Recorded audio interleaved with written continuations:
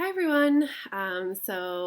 Dr. O'Reilly here. This is your recorded lecture from Monday, August 24th. Since something is going on with Zoom today, I just thought this would be a little bit less chaotic if I just record the material for today for you. So watch this video and take notes, and I'm going to ask you some questions as I go along that I want you to answer in your notes. Like write down your answers in your notes, and then I would like you to submit those on Bolt. So you can either type them into a Word document and submit it on Bolt under Content. You'll see a link under today's date where you can submit that. You can type it into a Word document and submit it, or you can take a photo of your handwritten notes and submit. That would be fine too.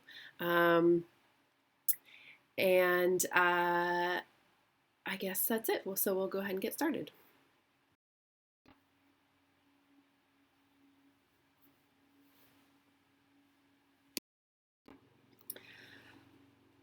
Okay, so the movie that we are doing for this second unit is called The Agony and the Ecstasy, which you should have watched for today.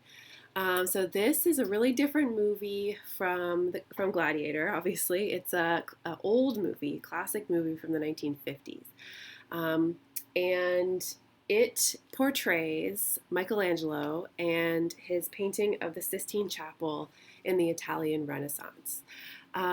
So I want to come back a little bit to a reminder of kind of how this course is structured and why we're studying the things that we're studying. So we have, what I did for this course was I chose famous movies that portray chapters or episodes in art history. And not coincidentally, popular movies tend to portray the most famous and popular chapters of art history. And then we're going through them in chronological order. So the first one was ancient Rome, and the second one is the Italian Renaissance. But there's really it might not seem very logical how these kind of episodes in art history relate to each other. So the ancient Rome is really famous for its art and architecture for reasons that we got into a little bit. They were really known for their massive monuments, and they're known in general as really valuing art and architecture, and then also a lot of it survives. And it was just this huge empire that was really famous and that we have a lot of surviving evidence from. That's sort of why it's been studied so much and why it's so well known. The same thing applies to the Italian Renaissance, but there's actually a 1,000 years of history between those two periods that often don't get the medieval period, basically, that does not get nearly as much attention.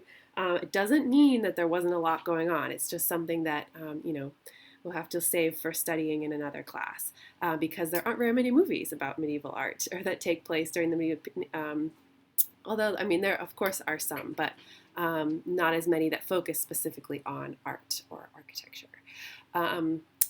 So we're skipping a whole bunch of years of history to get to Unit 2 here.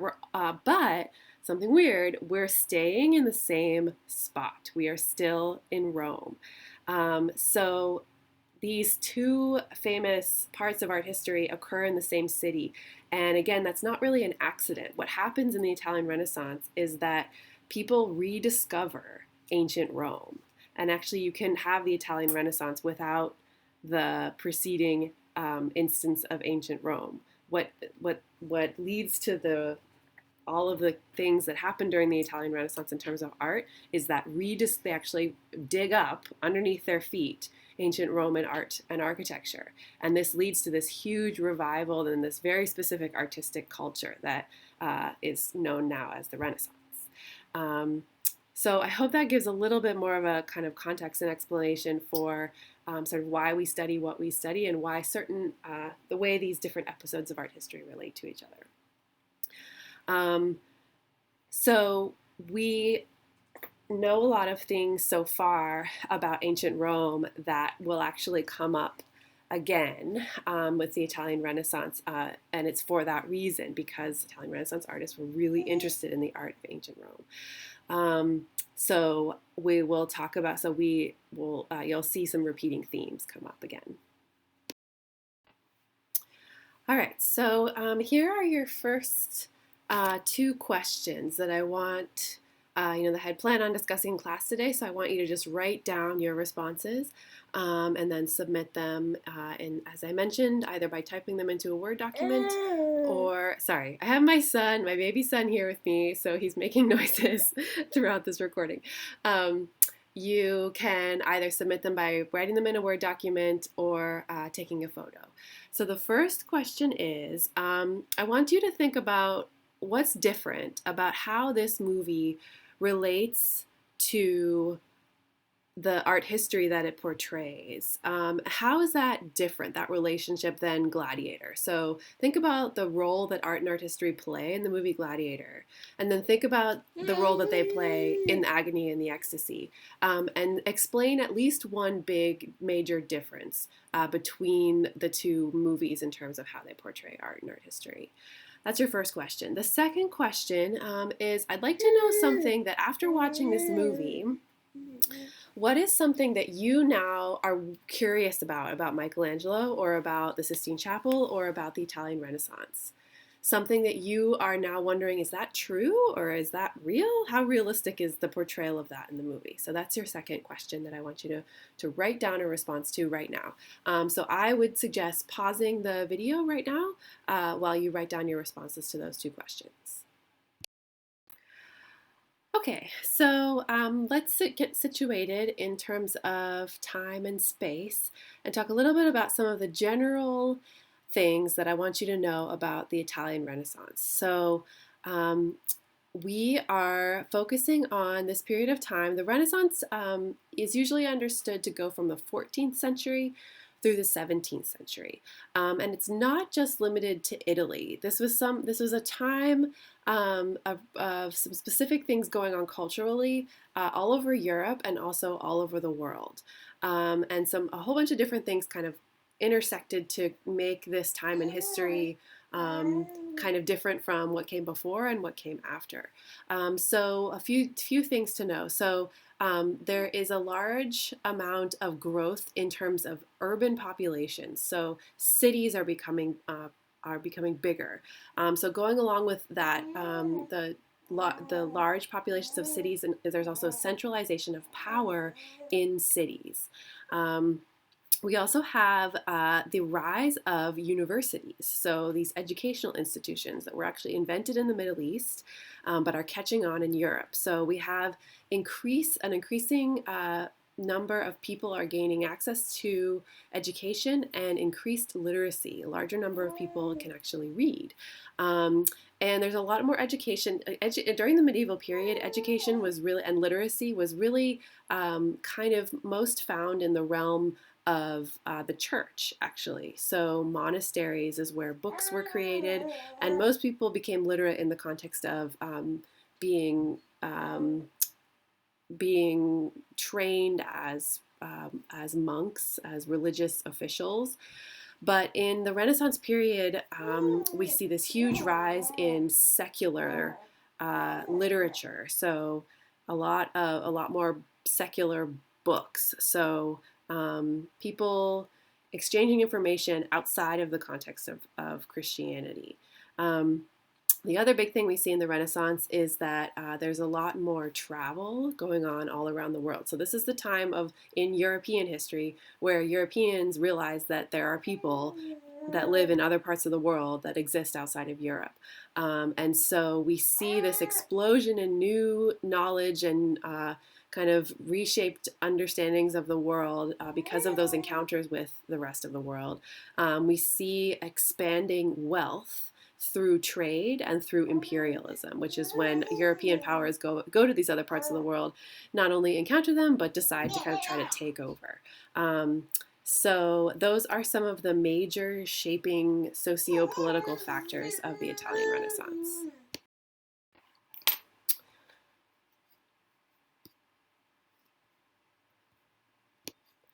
Okay, and just one final point. So just looking at how this map that I've put here, So we're going to be in Italy, in Rome, and as you can see, Italy is divided up into a whole bunch of separate city-states. It's not a unified country at this time. And then the other parts of Europe, we see large areas for Spain and France and England. But other parts of Europe, these are a whole bunch of different states that are all under the Holy Roman Empire.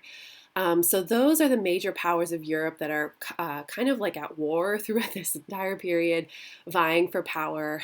So that's in the background too. The Pope in Rome is actually his own sort of powerful political force, and he is a military leader as well, conducting campaigns against these other against the other European powers. So that's kind of in the background of the Renaissance. Okay, so third question that I want you to put in your assignment is tell me at least one thing, explain at least one thing that you think of when you hear the phrase the Italian Renaissance.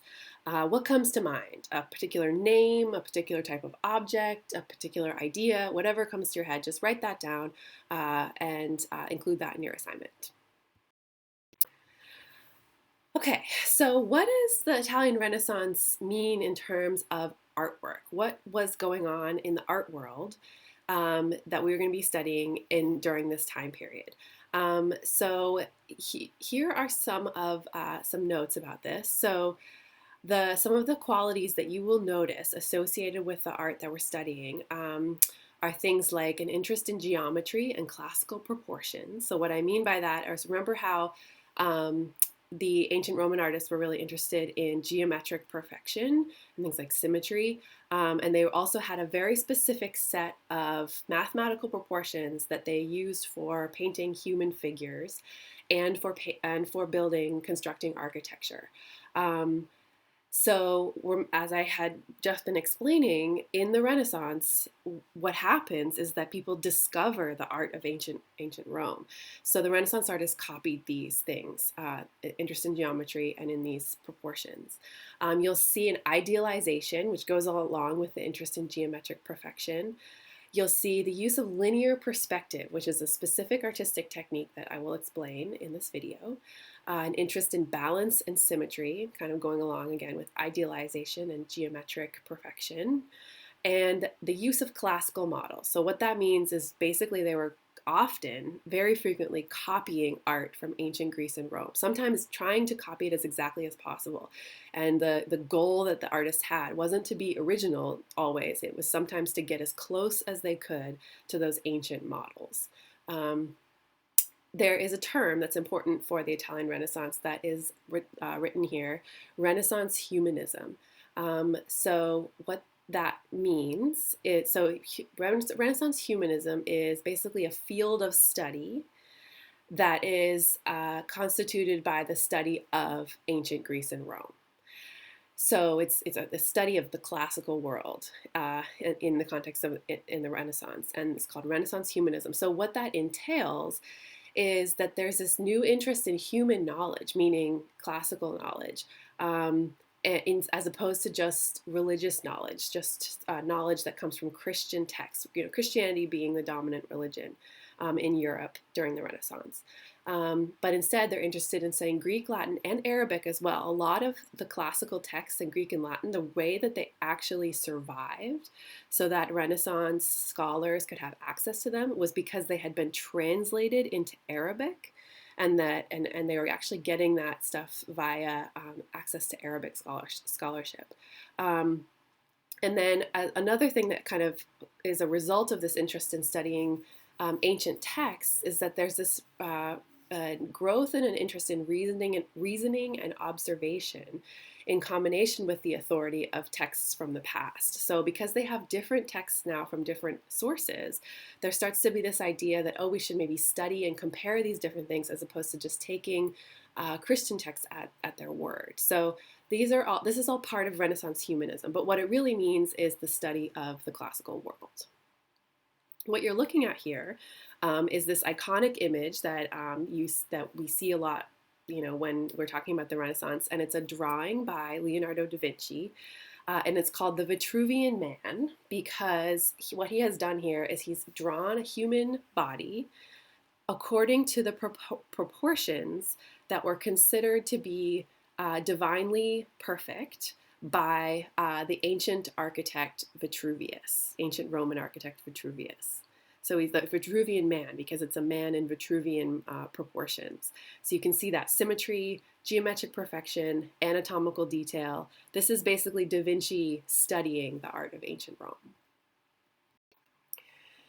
The other thing that happens in the Renaissance that is kind of new in terms of European history, it's not the case in ancient Rome, it's not the case in the medieval period, is that artists rise in status again in society. And this again has to do with the study of ancient Rome, because in the ancient world, not so much in Rome, but more so in ancient Greece, artists had a high status. They were really considered to be important creators in society, and their work was considered to be kind of like philosophical scholarship, is considered to be intellectual to be an artist. So this becomes true in the Renaissance as well, to a little bit more of a degree. It's not so much true for all artists, right? Some artists never become known, never kind of gain status in society, but certain artists become famous. And what I'm showing you here is a page from what is considered to be the first, sometimes talked about as the first art historical text. So this guy, Giorgio Vasari, he wrote about who he thought were the best artists of his time. And it's no accident, but it's that because these artists were so famous in their time, basically they're still the ones we study now. These include Michelangelo, Leonardo da Vinci, Raphael, Donatello, all the Ninja Turtles, Teenage Mutant Ninja Turtles. So we actually know a lot about them because of this author, Vasari, who wrote a history of he wrote biographies of them, he wrote about their work. So it gives you a little bit of a sense of this new environment of the Renaissance where artists are considered to be kind of divinely inspired. They're considered to be these really important vessels of creation, and you can see how how Michelangelo kind of takes on that identity, and that's portrayed in the movie as well.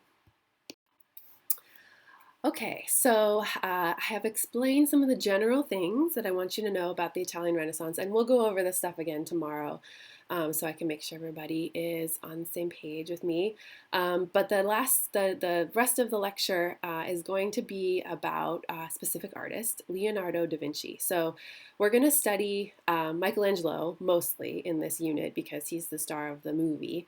And what we're a big part of our job here is to look at how he's portrayed in that movie. But for context, I'm going to talk to you about two other famous artists from the time. One is Da Vinci, or Leonardo, sometimes called too, and the other is Raphael. So Raphael will come tomorrow. Today we'll just do Leonardo da Vinci, and I'm going to show you three of his paintings. First painting is The Last Supper, which you have probably seen before. It's one of the most famous paintings of art history. And it's actually kind of like a mural. So it's located on the wall of a monastery. And it's very badly deteriorated. It's been restored, but Da Vinci experimented with a painting technique that didn't survive very well. So that's why you can see here on the edges it's falling apart. There is a door in the middle of it. It was so badly deteriorated that a while after it was painted, it was almost gone from the wall. And so there was a door built into that wall. People didn't really think that there was anything important about the painting that was there, which is kind of funny when you think about it. So that's what that kind of gap is in the middle under Jesus. So what we're looking at is a very famous story from the Bible. So the Last Supper. So what we're looking at is Jesus Christ in the middle there. With his 12 disciples, and they've just been told that one of them will betray him, meaning Judas.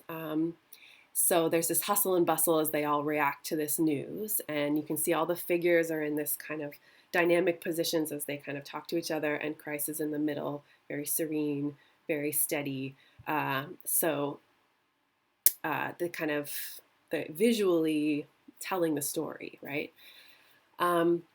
right from the get-go, you should notice a few things. Notice how so Christ is on this central axis, and the whole painting kind of organized around him as the fulcrum. It's completely exactly symmetrical, completely balanced. Even the colors of the clothing of the different people are kind of used to help create that symmetry and balance. So there's a lot of activity, but everything is very much kind of, yeah, in a balanced tension with each other, if that makes sense. The other thing to notice is that, so this is a biblical story, but it's kind of presented as if it were in present day Italy in terms of the clothing and the background, which is something that Renaissance artists would often do. They would kind of portray religious stories as if they were happening, as if they could be understood as happening in their world, right? Um, and most of the art that we're going to look at in this unit is portrays Christian stories. So a major job for art during the Renaissance was to portray Christian stories, which is interesting because artists were doing this using the methods and the styles of ancient Greek and Roman art, which is not Christian, right? Most, created before Christianity existed. So it's there's this combination of these different cultural kind of things coming together, which we'll continue to talk about. Okay, so I'm going to now show you, if you can see, Da Vinci has created a sense of depth here. So notice that he's used specific techniques to trick your eye to sort of create the impression that the room recedes away from you. So how did he do this? He did this very specifically with a technique called linear perspective. It's also called one-point perspective. So what this is, again, so we know that going all the way back to ancient Rome, artists used different techniques to create the illusion of three dimensions. That artists in ancient times and now again in the Renaissance are really interested in seeing if they can kind of trick your eye and your brain to create an impression of three-dimensional space. There are lots of different ways of doing this, and this is a new one. This is something that is kind of invented in the Renaissance, and it involves choosing a single vanishing point. That's why it's called one-point perspective sometimes, as well as linear perspective. So choosing a vanishing point, and here I'll show you the vanishing point is here, right smack in the middle of the painting, and is also the location, not coincidentally, very much on purpose, of Jesus Christ's face. Artist chooses that point. He can put it wherever he wants. In this case, again, thinking about the value of symmetry, often a central vanishing point is popular among Renaissance artists, but it could be anywhere. But here it's in the middle, and then there are these lines that the artist might have even drawn as they were doing the preparation for their painting, radiating outward from the vanishing point. And those lines are called orthogonals. And they go up from the vanishing point, and they also go down. In the middle, across the painting, from one side to the other, is the horizon line. So this is based on this grid, basically, that is being created as a basis for the imagery in the painting, is based on a study of how we see, and the fact that things seem, let's say you were looking at two things that were parallel in front of you. The further away they are, the closer together they seem. It almost looks like they're going to touch somewhere in the distance. So this is a method of creating a picture that kind of imitates that. Don't make the mistake of thinking that this is a replication of our vision, because it's not. It's sort of an imitation of one piece of our experience of seeing. So on the right-hand side here, you can see it's a drawing from, so Alberti was an artist who wrote kind of an instruction manual for painting, and you can see that he's showing artists how to use this system.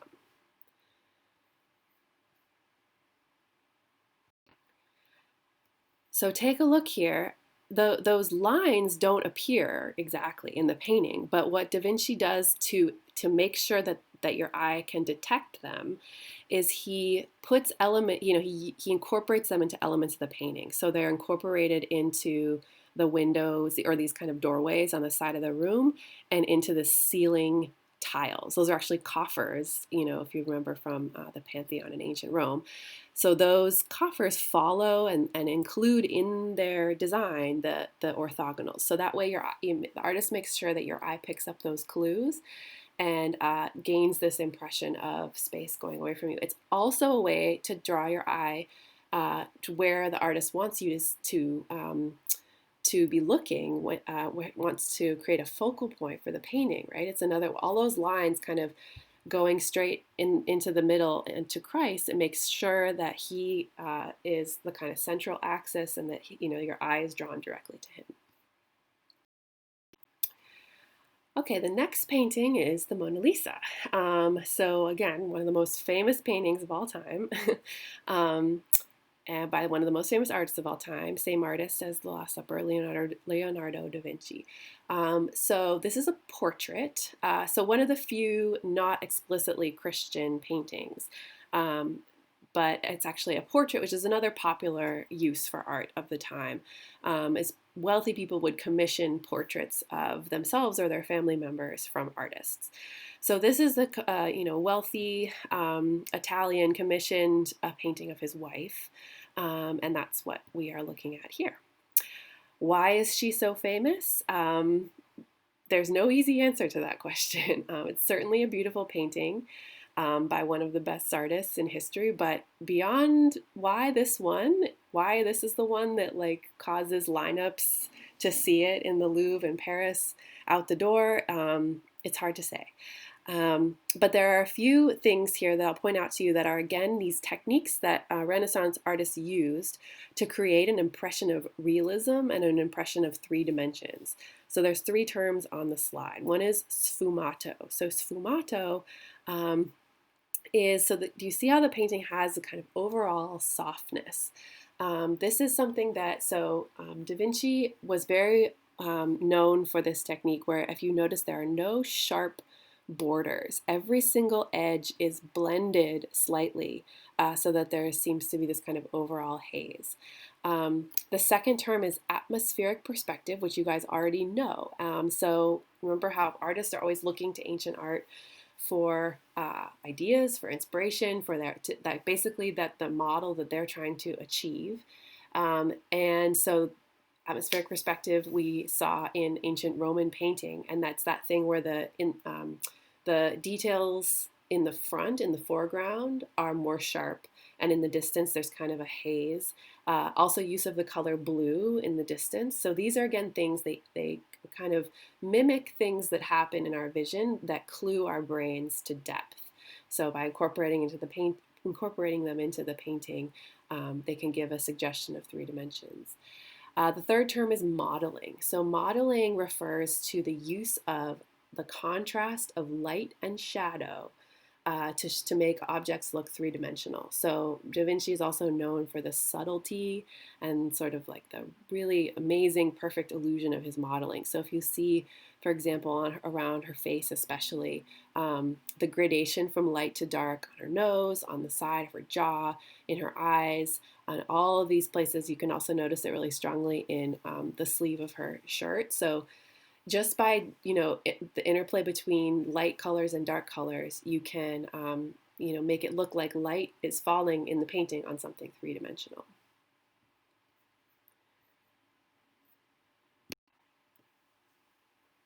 Okay, this is the last painting, and it's called Virgin of the Rocks. So we're back to a visualization of a Christian story.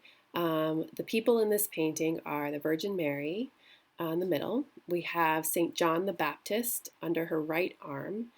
We have Jesus Christ on the other side, the other baby, making the kind of blessing gesture, and an angel is the other adult.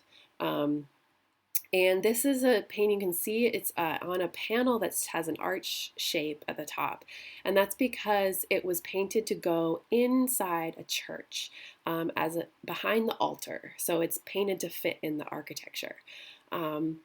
And it has Da Vinci was known for these sort of mysterious landscapes in his backgrounds. We saw that in the Mona Lisa as well. So here we have this rocky background, which is why it's called Virgin of the Rocks. And then we see this religious scene. Take note of the figures are arranged in kind of a triangle or a pyramid. So again, a really balanced composition based on geometric shapes. We see a lot of accurate anatomical detail, even in the babies, which again, this might remind you of the way the Cupid's body was in that very first sculpture we looked at in Augustus. There's this interest in anatomical detail and portraying bodies in this kind of idealized way, and it applies even to babies' bodies, which don't look anything like what you see here, right? The proportions are all wrong, and there's all this musculature and stuff that's why babies look so weird in both ancient Roman paintings or sculptures and in a Renaissance painting like this. Because it's more important for the artist to show that perfected anatomy than it is for them to be kind of realistic, if that makes sense. Two terms on the slide here. So chiaroscuro. So I was talking about modeling before. Chiaroscuro is very similar, but it tends to be used more often when we see a really high contrast between the light parts and the dark parts. So it can really help to make stuff pop and make it look even extra three-dimensional. And I put that on this slide because I think that's kind of an important part of this painting. Like the figures, the parts that the light appears to fall on are so bright, and they kind of are in contrast to the dark background, right? Or even the other dark parts of the figure, such as the Virgin Mary's kind of dark green robes. So it's another technique artists use to create that really strong illusion of three-dimensionality. Yet another technique that artists use to suggest three dimensions is foreshortening. So I want to draw your attention to the Virgin Mary's hand. So check out how her hand is there and how you don't see her whole hand. You kind of see the tips of her fingers, and then you see the rest of her palm kind of squashed. And what the artist is replicating there is, the way when we look at an object from a certain angle, you don't see all of it, right? It looks like it's kind of compressed. And again, our brain uses that information to understand how the object is positioned in space. So that's called foreshortening. Okay, I'm going to leave it there. This video is long enough for today. So your last question, so there's 4 questions in total. And the last one is, I would like you to try to give me your description, explain as best you can, what is linear perspective or one-point perspective. So put that in your assignment, upload it to Bolt, and don't worry if you have questions about all of this stuff, because I will see you guys in class tomorrow, and we can discuss it in person. Okay, thank you so much. Have a good rest of your day.